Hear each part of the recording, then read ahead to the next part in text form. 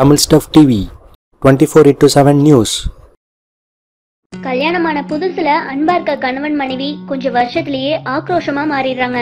ரெண்டு பேருமே வேலைக்கு போறதுனாலயும் குழந்தைங்க பிறக்கிறதாலயும் சுத்தி இருக்க சூழ்நிலையாலையும் இந்த மாற்றம் ஏற்படுது. ஒரு கட்டத்துல எல்லாம் கணவன் மனைவி வெறுத்து கொலை செய்யற அளவுக்கு போயிடுறாங்க.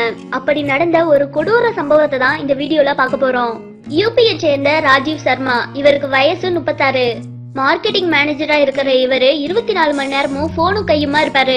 இவரோட மனைவி ரீனா குமாரி நர்ஸா ஒரு பிரைவேட் ஹாஸ்பிட்டல்ல நைட் ஷிப்ட்ல வேலை பாக்குறாங்க.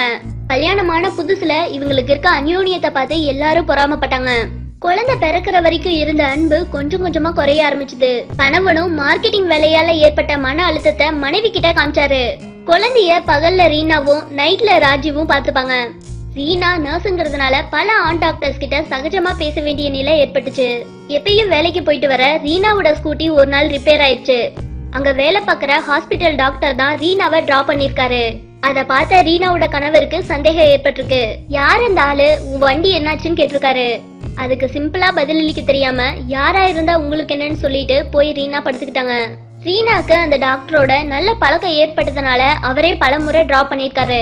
இதனால சர்மா தினைக்கும் ரீனா மேல சந்தேகப்பட்டு வார்த்தைகளை கொட்டிருக்காரு. எப்பயும் கெட்ட வார்த்தை பேசாத சர்மா குடிபோதையில அசிங்கமா திட்டிருக்காரு. எந்த தவறும் செய்யாத ரீனாவை சர்மாவோட வார்த்தைகள் காயப்படுத்திடுச்சு. ரீனா கோவத்துல வீட்டுக்கு வராம அவங்களோட ஃப்ரெண்டு வீட்லயே போய் தங்கிட்டாங்க.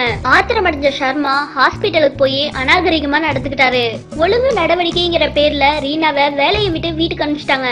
இரவு வீட்டுக்கு வந்த ரீனா சர்மா கூட சண்டை போட்டிருக்காங்க. கோவத்துல சர்மா கிளாஸ் ட்ரேவ் எடுத்து ரீனாவோட தலையிலேயே அடிச்சிட்டாரு. என்னாச்சு ஏதாச்சுன்னு கூட கண்டுக்காம நேரா பெட்ல போய் படுத்து தூங்கிட்டாரு.